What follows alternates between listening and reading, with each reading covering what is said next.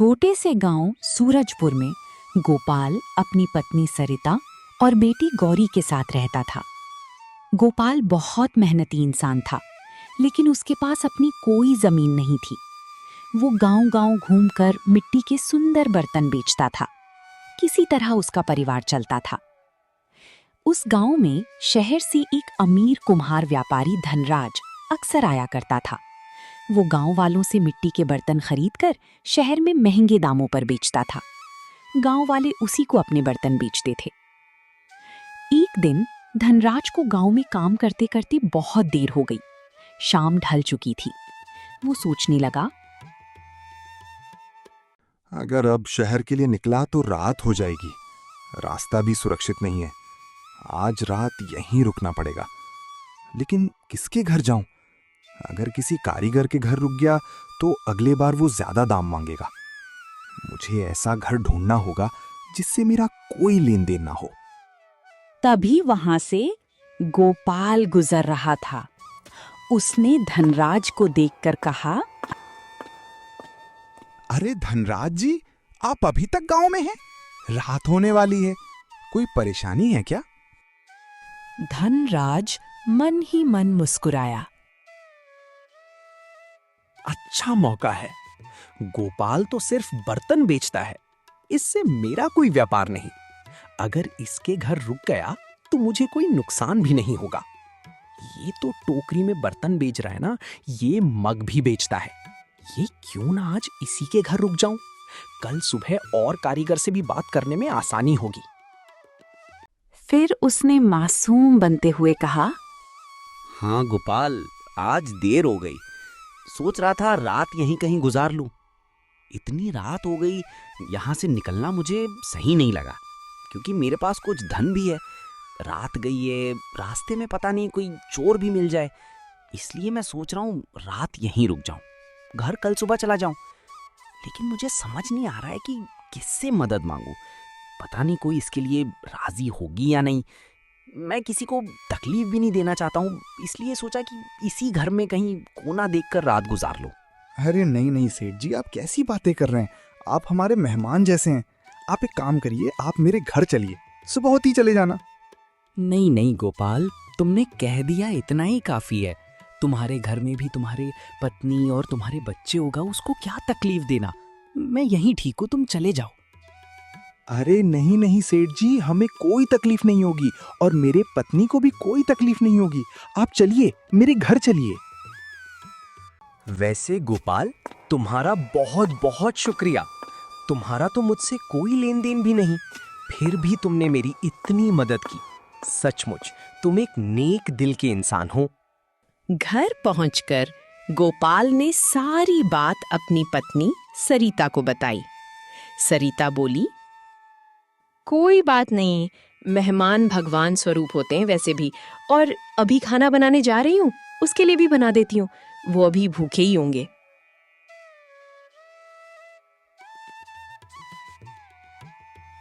उसने धनराज के लिए अच्छा खाना बनाया। धनराज ने भर पेट खाना खाया और आराम से सो गया। सुबह होते धनराज बोला, हा हा हा हा, गोपाल, अब मैं चलता हूँ। तुम्हारा बहुत धन्यवाद गोपाल, तूने मेरे लिए बहुत अच्छा व्यवस्था की। खाना अभी बहुत स्वादिष्ट था। तुम्हारा धन्यवाद। लेकिन धीरे धीरे ये उसकी आदत बन गई। जब भी गांव में देर होती, वो सीधे गोपाल के घर पहुंच जाता। अब तो वो बिना पूछे ही कह देता,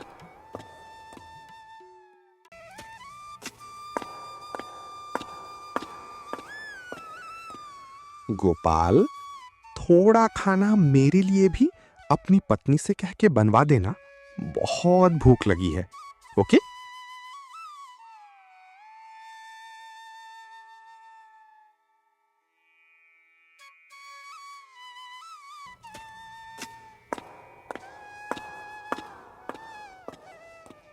सरिता, जल्दी खाना बना दो। और हाँ, थोड़ा शीत के लिए भी बना देना। बहुत भूख लगी है। ये क्या है जी? अब ये तो हर बार हमारे ही घर आने लगे हैं। हमारा घर क्या कोई धर्मशाला है? एक बार हो गया, 2 बार हो गया, पहले ही हम जैसे तैसे अपना गुजारा करते हैं, ऊपर से ये सेठ हाइये दिन आ जाता है। ये नहीं कि हमारी थोड़ी मदद कर दे, थोड़ा बहुत अनाज हमें दे दे, लेकिन नहीं, मुझे लगता है सेठ ने जानबूझकर हमारा घर चुना है ताकि उनको घाटा ना हो और मुफ्त में इनका काम बन जाए। गांव में और भी तो घर हैं और बहुत सारे लोग तो इससे व्यापार करते हैं, अपना बर्तन बेचती हैं। ये उन लोगों के घर जाकर क्यों नहीं रुकते? बार बार ये हमारे घर क्यों आ जाते हैं, जबकि हमारा तो उनसे कोई लेन देन भी नहीं है। सरिता, जरा धीरे बोलो, वो सुन लेंगे तो अच्छा नहीं लगेगा। जाने दो ना उन्हें, जरूरत है, बेचारे व्यापार करने हमारे गांव में आते हैं। उनका तो शहर में बहुत बड़ा घर है, लेकिन फिर भी वो हमारे घर पर ठहरते हैं, उनकी मजबूरी है। लेकिन भोला गोपाल हमेशा उसकी बात टाल देता। समय बीतता गया। एक दिन सरिता ने कहा, गांव में बर्तन कम बिकते हैं, अगर आप शहर जाकर मिट्टी के बर्तन बेचो तो ज्यादा फायदा होगा। शहर के लोग अच्छे होते हैं, वो उचित दाम दे देते हैं। गांव में तो सब यही काम कर रहे हैं।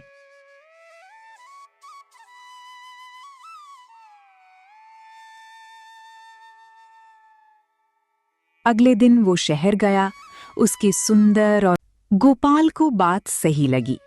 अगले दिन वो शहर गया। उसके सुंदर और मजबूत बर्तन लोगों को बहुत पसंद आए। सारे बर्तन बिक गए। शाम होने लगी तो गोपाल ने सोचा, सरिता ने सही कहा था। अच्छा हो गया जो मैं शहर में बर्तन बेचने आ गया।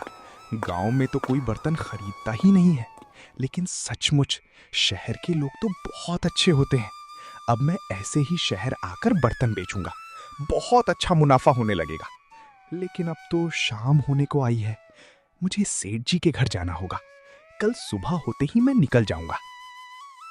गोपाल सेठ भानु प्रताप के घर जाता है तो बाहर गेट पर खड़ा आदमी उसे रोकता है और बोलता है, कौन हो तुम और किससे मिलना है? मैं गोपाल हूँ, सूरजपुर गांव से आया हूँ, सेठ जी से मिलना है। अच्छा, तुम बाहर ही रुको, मैं सेठ जी से पूछ कर आता हूँ।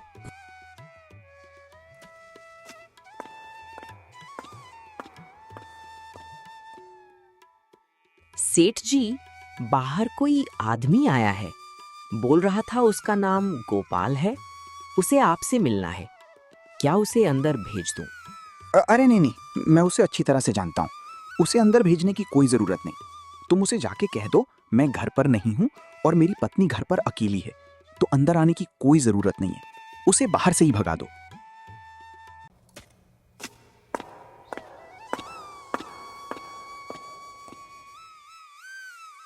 सुनो भाई, सेठ जी तुमसे नहीं मिलना चाहते, तुम्हें यहाँ से जाने के लिए कहा है। ऐसा नहीं हो सकता। एक काम करो, तुम इन्हें मेरा नाम बताओ और कहो ना कि मैं सूरजपुर से आया हूँ। वो मुझे अच्छी तरह से जानते हैं। वो अक्सर हमारे गांव आते हैं और मेरे घर पर ही ठहरते हैं। उनसे कहना कि मुझे उनकी ज़रूरत है। मैं आज रात उनके यहाँ रुकना चाहता हूँ। ठीक है, मैं एक बार फिर से बात करके आता हूँ। वो आदमी फिर से सेठ जी के पास जाकर बोलता है, सेठ जी, कोई सूरजपुर का गोपाल है, यहाँ रुकने के लिए पूछ रहा है। क्या करूं? बेवकूफ कहीं के, तुम्हें एक बार में समझ नहीं आता क्या? मैंने तुम्हें कहा ना, उससे कह दो कि मैं घर पर नहीं हूं। उसे बता दो, यहाँ पर मैं ऐसे भूखी नंगे को अपने घर पर नहीं रख सकता। वो एक साधारण सा बर्तन बेचने वाला।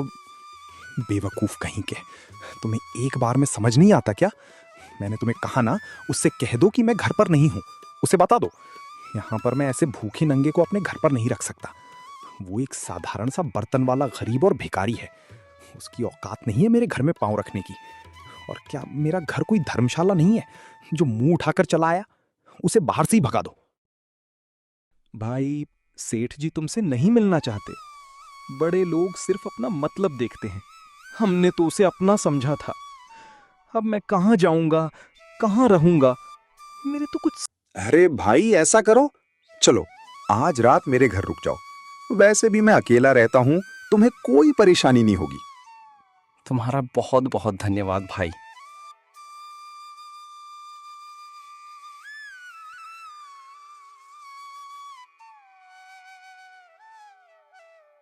घर लौटकर गोपाल ने सारी बात सरिता को बताई।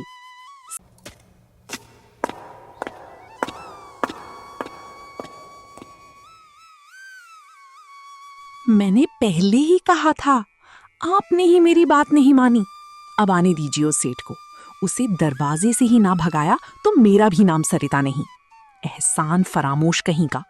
इतने दिनों तक यहाँ मुफ्त में खाता रहा।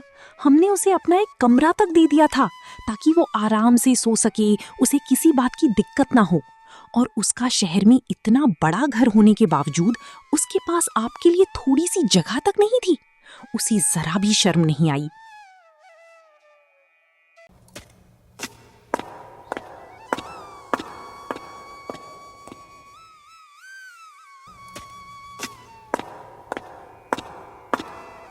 कुछ दिनों बाद गोपाल, सरिता और गौरी नाव से जा रहे थे। अचानक नाव पलट गई। माँ, बचाओ, बचाओ।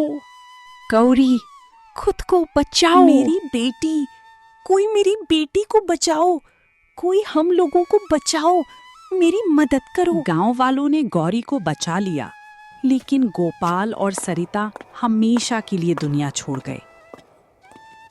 धनराज को जैसे ही ये खबर मिली, उसके मन में लालच जाग उठा। उसका सरिता और गोपाल घर हथियाना चाहा। अब वो घर आसानी से मेरा हो सकता है। अगर ये घर मेरा हो गया तो मैं यहाँ रहकर अच्छा से व्यापार कर पाऊंगा। गौरी बेटी, अब से तुम मेरे साथ रहोगी। आज से मैं तुम्हारा बहुत अच्छी से ख्याल रखूंगा। तुमको अपनी बेटी से ज्यादा मानूंगा। तुमको अपनी माता पिता की चिंता नहीं होगी। आज से तुम मेरी बेटी हो। सेठ जी, आप बहुत अच्छे इंसान हैं।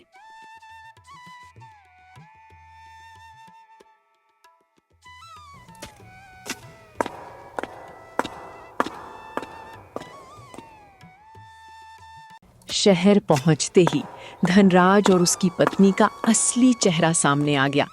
वो दोनों गौरी को तोड़कर करने लगा। गौरी को नौकर की तरह काम करवाने लगा। इस लड़की को क्यों लाए हो? जी, यहाँ पहले से ही मेरे घर में नौकर की क्या कमी थी जो आप इसे ले आए हो? आपने उसे यहाँ से ले जाओ। अरे लक्ष्मी, इतना गुस्साई क्यों कर रही हो? जब तक इसका घर और जमीन पूरी तरह मेरे नाम ना हो जाए, तब तक इसको यहीं रहने दो। आयशा, करो गोरी को जंगल में छोड़ आओ। गांव वालों को पता नहीं चलेगा कि गोरी मर गई। गो वाली समझेगा धनराज की यहाँ है गोरी। उसका घर जमीन तुम्हारे नाम हो जाने के बाद पता चल भी गया तो कुछ ना होगा। अगला दिन धनराज गौरी को जंगल ले गया और पेड़ से बांध दिया। सेठ जी, मुझे क्यों बांध रहे हो? मैंने क्या किया है? आप ऐसा क्यों कर रहे हो? ताकि तुम कभी वापस ना आ सको। तुम्हारे घर और जमीन मुझे चाहिए। वहां से मुझे व्यापार करने में सुविधा होगा। जब तक तुम जिंदा रहोगी, मुझे कुछ नहीं मिलेगा। मुझे छोड़ दो, मुझे जाने दो। मैंने तुम्हारा क्या बिगाड़ा है? तभी वहां से हरि प्रसाद गुजर रहा था। हरि प्रसाद गांव के बहुत ही अच्छा और ईमानदार आदमी था। हरि प्रसाद को कोई औलाद नहीं था। अरे बेटी, तुम्हें किसने बांधा? और तू यहाँ कैसे आ गई? तुम तो सेठ जी के साथ गई थी, तो फिर यहाँ कैसे आ गई? मुझे बचा लीजिए। सेठ मुझे मारना चाहता है और मेरे घर और जमीन ले लेना चाहता है। डरो मत बेटी, अब तुम सुरक्षित हो। आज से तुम मेरे साथ रहेगी। मैं तुम्हें पढ़ाऊंगा।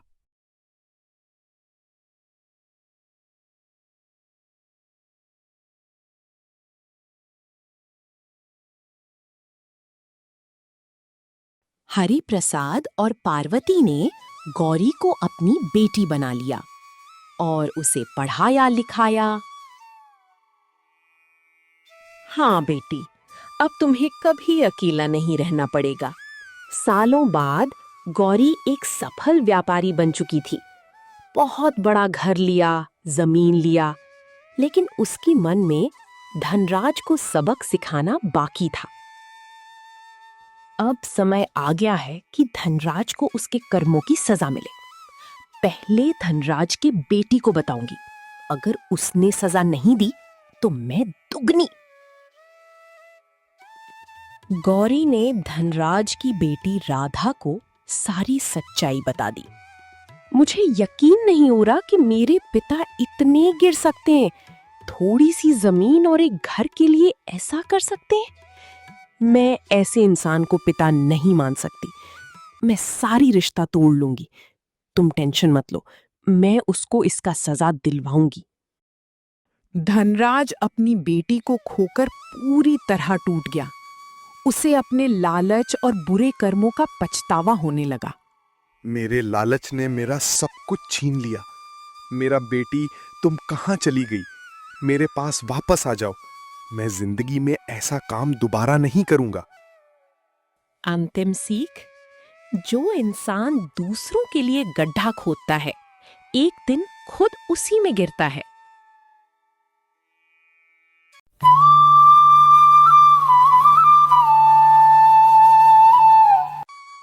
नीलकंठ झील के किनारे एक छोटा सा गांव बसा हुआ था। सुबह होते ही उस गांव में हलचल शुरू हो जाती थी।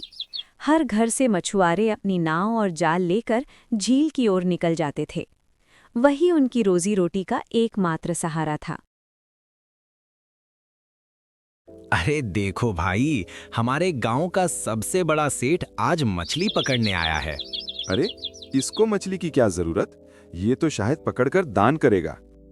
उनकी बात सुनकर अर्जुन को गुस्सा तो आया, लेकिन उसने कुछ नहीं कहा। वो चुपचाप वहां से उठकर घर चला गया। इसी गांव में रहता था अर्जुन, एक तेज दिमाग वाला युवक। उसकी बुद्धि की चर्चा पूरे गांव में थी, लेकिन उसकी गरीबी और आलस उससे भी ज्यादा मशहूर थे। अर्जुन अपनी पत्नी सीता के साथ एक टूटी फूटी झोपड़ी में रहता था। दोनों का जीवन बड़ी मुश्किलों में गुजर रहा था। कभी घर में खाना होता तो कभी नहीं। गांव के लोग अक्सर कहते थे कि अगर अर्जुन अपनी बुद्धि के साथ मेहनत भी जोड़ ले तो वो बहुत आगे जा सकता है, लेकिन अर्जुन हमेशा काम को टालता रहता था। एक सुबह गांव के सभी मछुआरे झील पर जा चुके थे, लेकिन अर्जुन अपनी पुरानी खाट पर आराम से लेटा हुआ था। तभी उसकी पत्नी सीता गुस्से में बोली, अजी उठिए भी, सूरज सिर पर आ गया है। अरे भाग्यवान, इतनी चिंता क्यों करती हो? आज नहीं गए तो कल चले जाएंगे। लेकिन वो कल आपके लिए कभी आता ही नहीं। कब से देख रही हूँ, दिन पर दिन गुजरते जा रहे हैं, लेकिन हमारे घर के हालात जरा भी नहीं बदल रहे हैं। आज किसी पड़ोसी से थोड़ा उधार ले लेना। गांव में लोग एक दूसरे के काम आते ही हैं। उधार? अजी, और कितना उधार लूं? कल ही तो पड़ोस वाली काकी से थोड़ा चावल मांगा था, उससे पहले सोनू की मम्मी से थोड़ा आटा लिया था। हर बार किसी के दरवाजे पर हाथ फैलाना कितना मुश्किल होता है, शायद आपको पता नहीं है। लोग क्या सोचती हैं, इससे इतना फर्क क्यों पड़ता है तुम्हें? अपना काम होता है तो लोगों को क्या सोचना। वैसे भी उधार ले रहे हैं, चोरी थोड़ी ना की है। फर्क पड़ता है जी, बहुत फर्क पड़ता है। आज सुबह जब पानी भरने गई थी तब वहाँ की औरतें बातें कर रही थी और बार बार मुझे देखकर हंस रही थी। तुम तो बस मेरे आराम को भंग करने में तुली रहती हो। जा रहा हूँ बाहर, खुश हो ना अब? हाँ, अब मुझ पर ही गुस्सा दिखाओ और गुस्सा दिखा के टहलाने जाओ। नहीं, बस गांव में इधर उधर भटकोगे। घर में बस थोड़ा सा आटा बचा है जी। अगर आज भी काम नहीं मिला तो क्या करेंगे? अरे भाग्यवान, हिम्मत मत हारो। मेहनत करने वालों का साथ भगवान जरूर देता है। कुछ समय बाद खबर फैली कि वीरेंद्र के घर बेटा हुआ है। पूरे इलाके में दावत रखी गई, लेकिन सुरेश को नहीं बुलाया। अरे सुरेश, दावत में नहीं जा रहे हो? अरे काका, मुझे तो किसी ने बताया ही नहीं कि मेरे भाई के यहाँ दावत है।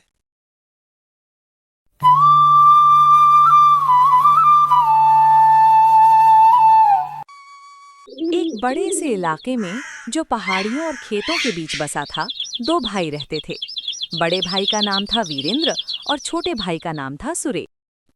वीरेंद्र बहुत धनी था। शहर के पास उसकी एक विशाल कोठी थी। ऊंची दीवारें, लोहे का भारी फाटक, अंदर संगमरमर का फर्श और चारों तरफ नौकर चाकर। उसकी पत्नी माधवी महंगे कपड़े पहनती और कीमती गहनों से सजी रहती। हर सुबह वीरेंद्र बालकनी में खड़ा होकर आदेश देता, मोहन, आज 100 बोरी अनाज मंडी भेजना है, देर नहीं होनी चाहिए। जी मालिक, अभी इंतजाम करता हूँ।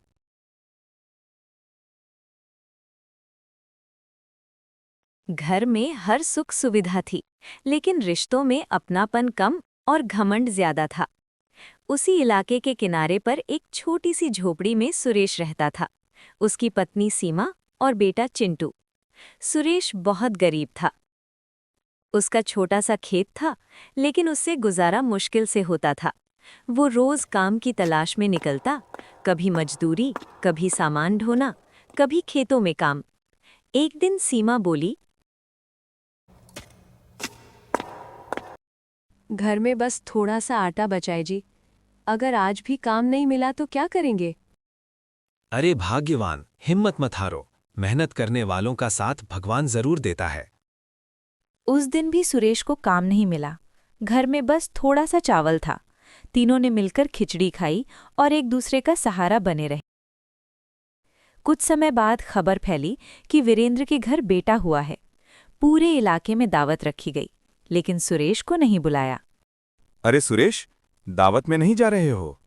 अरे काका, मुझे तो किसी ने बताया ही नहीं कि मेरे भाई के यहाँ दावत है।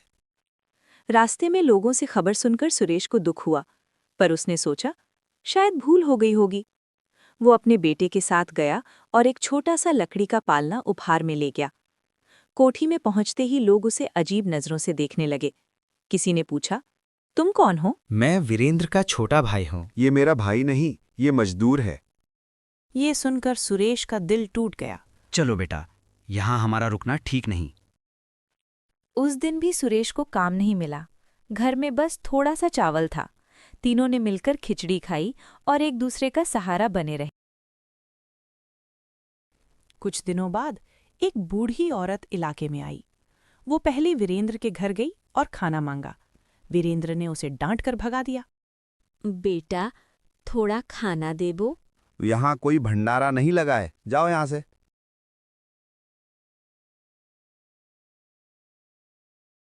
वो सुरेश के घर पहुंची। सुरेश और सीमा ने अपने पास बचा हुआ खाना उसे खिला दिया। बूढ़ी औरत खुश हुई और कुछ बीज देकर बोली, बेटा, ये बीज लो, तुम्हारी किस्मत बदल जाएगी। सुरेश ने उन बीजों को खेत में बोया। कुछ ही समय में उसकी फसल लहलहा उठी, पहले से कई गुना ज्यादा।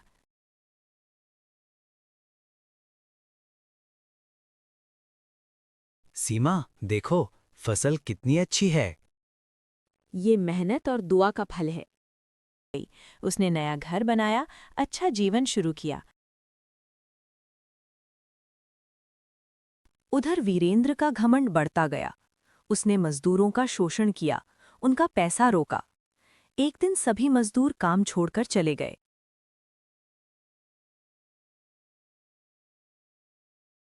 व्यापार ठप हो गया। आखिरकार वीरेंद्र सुरेश के पास गया।